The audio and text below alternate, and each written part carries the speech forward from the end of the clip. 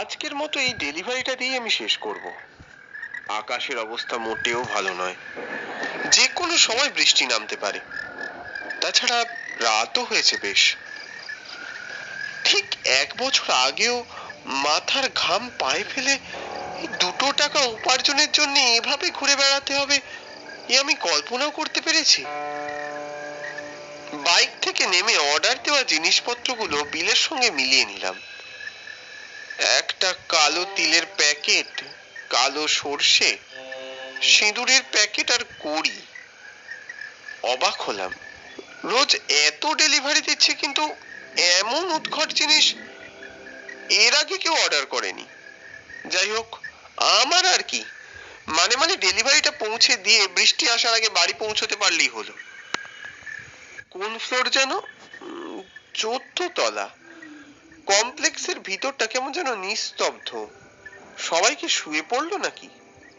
বেশ খানিক বাদে লিফটটা নেমে ঘটাং করে আমার পায়ের সামনে এসে দাঁড়ালো। আমি লিফটে উঠে 14 তলার বোতাম টিপার সঙ্গে সঙ্গেই লিফটের দরজাটা আবার ঘটাং শব্দে বন্ধ হয়ে গেল। লিফটের ভিতরে কম পাওয়ারের একটা আলো মিটমিট করে জ্বলছে। ভিতরে কেমন যেন একটা স্যাঁতস্যাঁতে সোদা গন্ধ।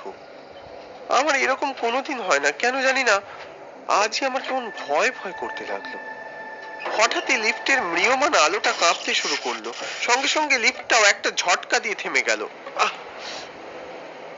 এত তাড়াতাড়ি 14 তলা চলে এলো নাকি? দরজা খুলতেই আমি সেই ফ্লোরের করিডোরে পা রাখলাম।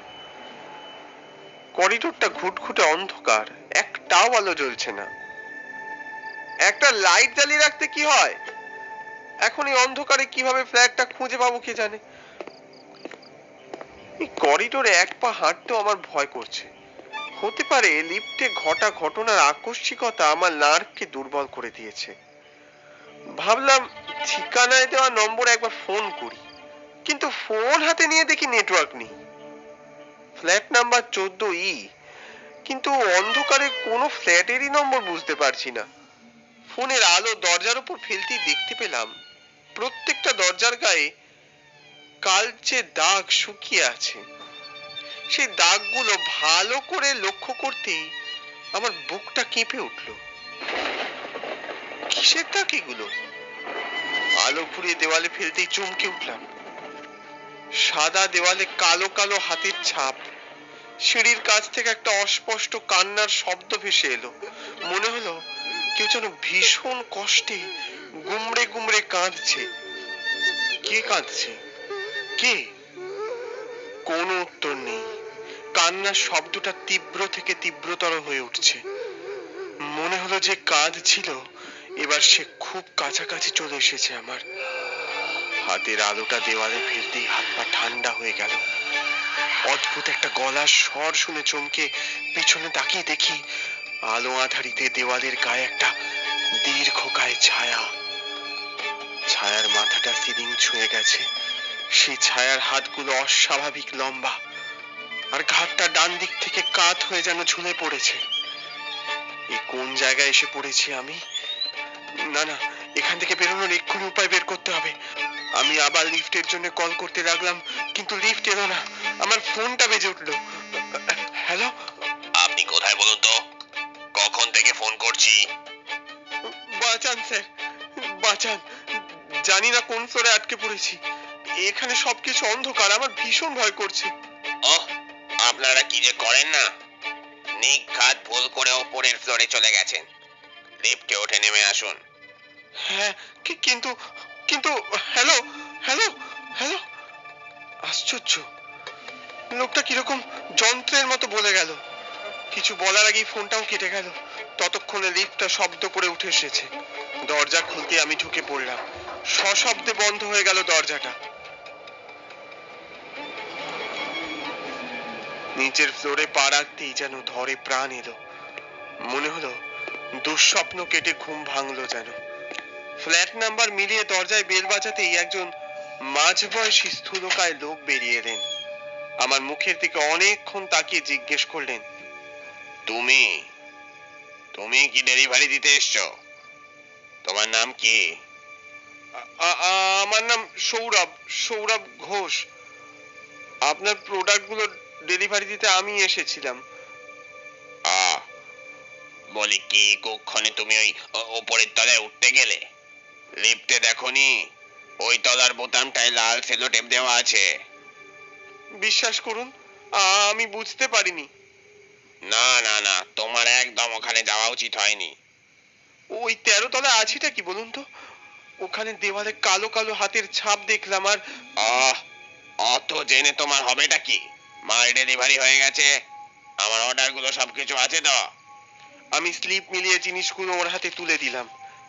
আমি ডেলিভারি দিয়ে ফিরেই আসছিলাম, হঠাৎই উনি পিছন থেকে আমায় ডাকলেন। এই যে, একবার এদিকে একটু শোনো তো। লোকটা ফোন হাতে উদগ্রীব হয়ে কি যেন দেখছিল। দেখে আমি কৌতূহল নিয়ে এগিয়ে গেলাম। আমি কাছে যেতেই উনি হাতে ধরা ফোনটা আমার দিকে কাঁপা কাঁপা হাতে এগিয়ে দিয়ে বললেন, দেখো তো একে চিনতে পারো কিনা। আমি ওনার ফোনের গ্যালারিতে খোলা ছবিটা দেখে অবাক হয়ে গেলাম। এ তো আমার দাদা ভাইয়ের ছবি। আপনার কাছে এলো কি করে? এই ছেলেটি তোমার দাদা? লোকটি অনেকক্ষণ এক দৃষ্টে তাকিয়ে রইলেন আমার দিকে। আমি প্রশ্ন করতেই যাচ্ছিলাম, আমার দাদার ছবি এনার কাছে এলো কিভাবে, তার আগেই শোনো, চলে যাবে না কিন্তু, এখানে একটু দাঁড়াও। এই বলে উনি শশব ব্যস্ত হয়ে ভিতরে গেলেন। ঘর থেকে চাপা স্বরে ফিসফাস কথা কানে আসতে লাগলো। কিছুক্ষণ বাদেই লোকটা দরজা খুলে হাসি মুখে এসে বলল, আহা, বাইরে দাঁড়িয়ে কেন, ভেতরে এসে বসো। বাইরে ভীষণ বৃষ্টি শুরু হয়েছে, আসো ভিতরে আসো, তোমার সঙ্গে আমার বিশেষ কথা আছে। লোকটার এই আকস্মিক পরিবর্তন আমাকে অবাক করে দিল। আমার ঘরের ভিতরে যাওয়ার ইচ্ছে ছিল না, কিন্তু কিন্তু বাইরে প্রবল বৃষ্টি সত্যি শুরু হয়েছে, তাই বাধ্য হয়ে আমি ভিতরে গিয়ে বসলাম। ঘরে ঢুকতেই অবাক হলাম। ঘরটা ঘুটঘুটে অন্ধকার, লোকজন বলতে তেমন কেউ নেই। মেঝেতে একজন বসে আছেন, তার পরনে কালো আলখাল্লা, মাথায় কালো কাপড়ের ফেটটি, কপালে মস্ত লাল তিলক। দেখি বোঝা যাচ্ছে লোকটি ওঝা মতো কেউ। উনি বসে বসে মাটিতে সিঁদুর দিয়ে পঞ্চভুজ আঁকছেন। পঞ্চভুজের 5 কোণায় 5টি মোমবাতি জ্বলছে। লোকটা ওই ওঝাটার কানের কাছে গিয়ে কি যেন বললেন। এই যে এসে গেছে। কথাটা শুনেই কালো পোশাকের লোকটা রক্তাভূতু চোখ তুলে আমার দিকে তাকালেন আর অদ্ভুত ভাবে হেসে বললেন, ও, খুব ভালো, খুব ভালো, বসো বসো, আজ যে তোমার অনেক কাজ। আমার কাজ? কি কাজ বুঝলাম না তো। পারবে পারবে, সব বুঝতে পারবে। তার আগে আমি এই কাজটা সেরে নি। লোকটা সেই পঞ্চভুজের ওপর কালো তিল ছড়িয়ে বিড়বিড় করে কি সব মন্ত্রপাঠ শুরু করলো। ওদের হাব ভাব আমার মোটেও ঠিক লাগলো না। কথাবার্তা সবকিছু আমার কাছে হেঁয়ালির মতো লাগছে। আমি কিছুতেই বুঝতে পারলাম না আমার দাদা ভাইয়ের ছবি ওদের কাছে এলো কি করে। এটা না জানতে পারা অব্দি আমার মনে শান্তি হচ্ছে না। আচ্ছা, আপনারা দাদা ভাইয়ের ছবি নিয়ে কি করছেন আমি তো ঠিক বুঝতে পারছি না। আরে সব বলবো, তার আগে তুমি এই প্রসাদটুকু খেয়ে নাও। লোকটা আমার দিকে একটা রেকাবিতে কিছু ফল আর সন্দেশ এগিয়ে দিল। আমি অবাক হয়ে প্রশ্ন করলাম, প্রসাদ? হ্যাঁ, বড় বিপদ চারিদিকে, তাই এই ঘরে একটু এই মন্ত্রতন্ত্র পাঠ করিয়েছিলাম, সেটারই প্রসাদ। নাও, খেয়ে নাও। আমি রেকাবি থেকে একটা সন্দেশ মুখে দিলাম। ওরা অদ্ভুত ভাবে তাকিয়ে আছে আমার দিকে তখনও। ওদের অস্বাভাবিক চাহনি আমার মনের ভিতরে অস্বস্তির ঝড় তুলেছে। আমার হাত পা মাথা সব ঝিমঝিম করছে। আমি কোনো মতে প্রশ্ন করলাম, বিপদ? কিসের বিপদ? কথা বলতে গিয়ে খেয়াল করলাম আমার কথা যেন জড়িয়ে যাচ্ছে, জিভটা অসাড় হয়ে যাচ্ছে, দু চোখের দৃষ্টি ঝাপসা। কি হচ্ছে? আমার মাথা ঘুরছে কেন? তোর আমাদের জীবনটা দুর্বিষহ করে তুলেছে, আর তার একটা হেস্তনেস্ত করতে হবে তো নাকি?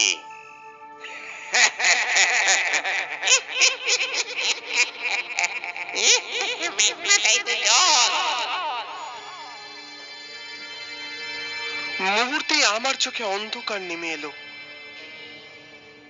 উগ্র একটা ধূপের গন্ধ আর মন্ত্রোচ্চারণের শব্দে আমার জ্ঞান ফিরে এলো। আর জ্ঞান ফেরার সাথে সাথেই আমার শরীরে তীব্র ব্যথা অনুভব করতে শুরু করলাম। দেখতে পেলাম আমার হাত পা দড়ি দিয়ে শক্ত করে বেঁধে রেখেছে কারা যেন ব্যালকনির সাথে।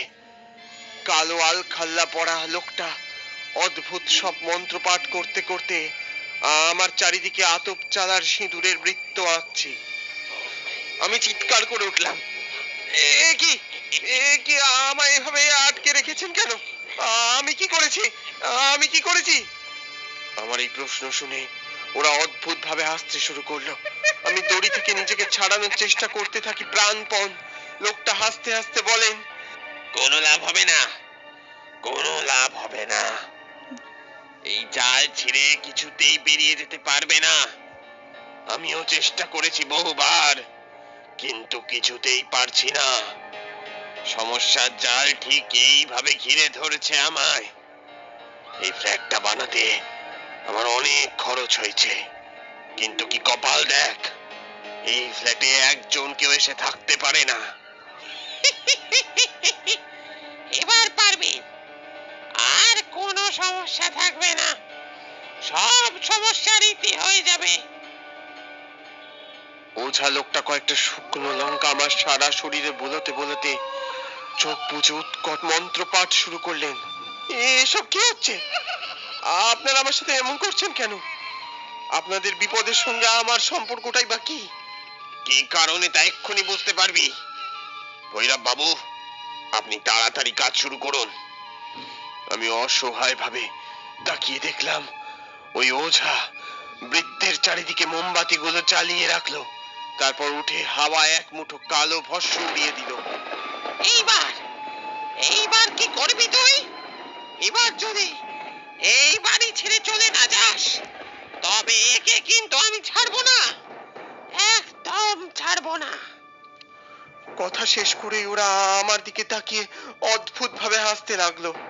আমি বুঝলাম আমার বিপদ ঘনিয়ে আসছে। যেভাবেই হোক এখান থেকে পালাতে হবে। লোকটা যতই মন্ত্র পড়ে সর্ষে আমার গায়ে ছেটাচ্ছে, ততই আমার শরীরটা যেন ক্রমেই দুর্বল হয়ে যাচ্ছে। আহ আহ আহ এখন আমার নড়াচড়ার ক্ষমতা অবধি নেই। আমার এই অবস্থা থেকে ওরা দুজন হাসছে আর কাকে যেন ডাকছে।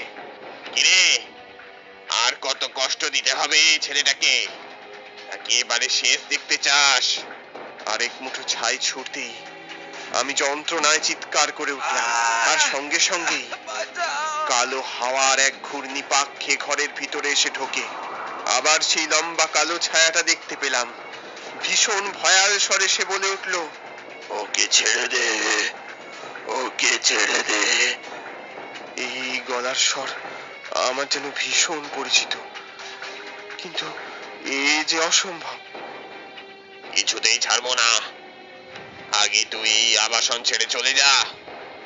তোর জন্যে আমার আজকে এত লস। কিছুতেই না। যা বোঝাপড়া সব তোর সঙ্গে। আমার ভাইটাকে এর মধ্যে কেন কষ্ট দিচ্ছিস? লম্বা ছায়াটা ধীরে ধীরে আবার একটা মানুষের অবয়ব নিচ্ছে। এই অবয়বকে আমি চিনি। এই যে আমার দাদা ভাই, 1 বছর আগে সাইটে কাজ করার সময় থেকে নিখোঁজ। তারপর থেকে ওর আর খোঁজ পাওয়া যায়নি। আমার গলার স্বর কান্নায় রুদ্ধ হয়ে যায়। ভাই, একদম চিন্তা করিস না, ওরা তোর কোনো ক্ষতি করতে পারবে না। তুই পালিয়ে যা এখান থেকে। এত সোজা নাকি? তুই যতক্ষণ না এখান থেকে যাচ্ছিস, তোর ভাইকে আমরা কিছুতেই ছাড়বো না। আমি দেখতে পেলাম দাদা অনেক কষ্টে 2 হাতে আমার বাঁধন মুক্ত করে দিচ্ছে। আমি প্রশ্ন করলাম, দাদা, দাদা, আমি তোকে দেখতে পাচ্ছি না কেন? তুই এখানে কি করে এলি? ওরাই বা কারা? ও হলো পুলক সেনগুপ্ত, এই ফ্ল্যাটের প্রমোটার। যে বেআইনি জমির ওপর বেআইনি ফ্ল্যাট করে মুনাফা করতে চেয়েছিল। আমি তার প্রতিবাদ করেছিলাম মাত্র। আমি জানতাম এই ফ্ল্যাট এতটাই খারাপ যে যে কোনো দিন ভেঙে পড়বে, তাই আমি এর প্রতিবাদ করেছিলাম। আর প্রতিবাদের ফল কি হয় এ সমাজে তুই তো ভালো করেই জানিস। শুনে রাখ, শুনে রাখ তোরা, আমি এখান থেকে কোনোভাবেই যাব না, কাউকে এসে থাকতে দেব না। কারণ কারণ আমি কারোর ক্ষতি চাইনি কোনোদিন, আর মরেও চাইবো না। তবে তবে এত বড় সাহস! ওরা কিছু করার আগে আমি দেখলাম ওদের শরীর দুটো শূন্যে ভাসছে। ওরা চিৎকার করছে, এই,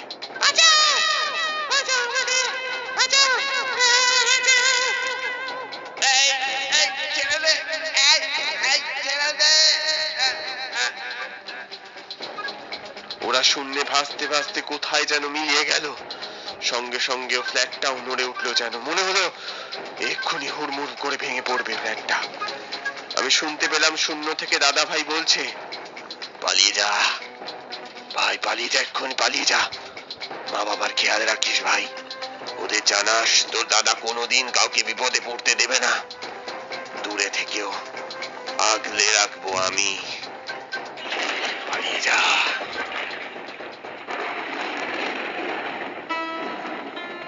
বাড়িতে ফিরে সব ঘটনা মা বাবাকে জানাতেই তাদের চোখ ঝাপসা হয়ে গেল। বাবা বললেন, সন্তুটা সারা জীবন মানুষের কথাই ভেবে গেল।